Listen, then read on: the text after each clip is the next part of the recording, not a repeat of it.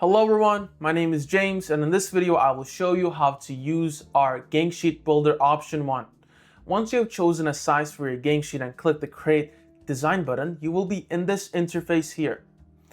And this video is based on the new Builder 2.0, so please choose that option to proceed.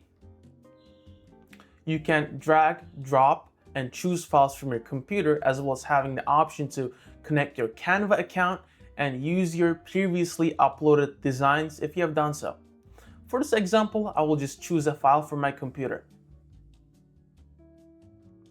Once you're done that, you can add additional designs in this interface through your computer and through Canva.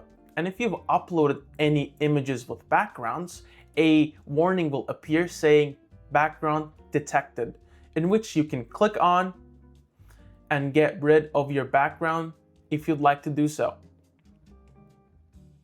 Once done, you can choose a size and a quantity for your design.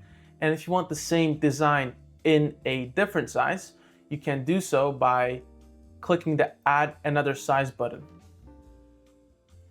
And you can choose a size and a quantity for that as well.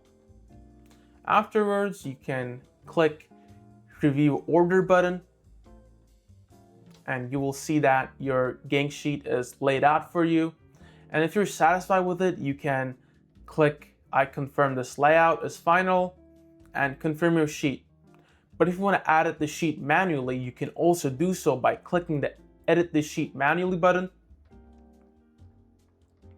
and where you will be able to drag all your files around, change the size by dragging the corners or clicking the dimensions button, as well as being able to duplicate them, which will add one additional copy. If you want to add more copies, you can click the autofill button and choose how many copies you want to add.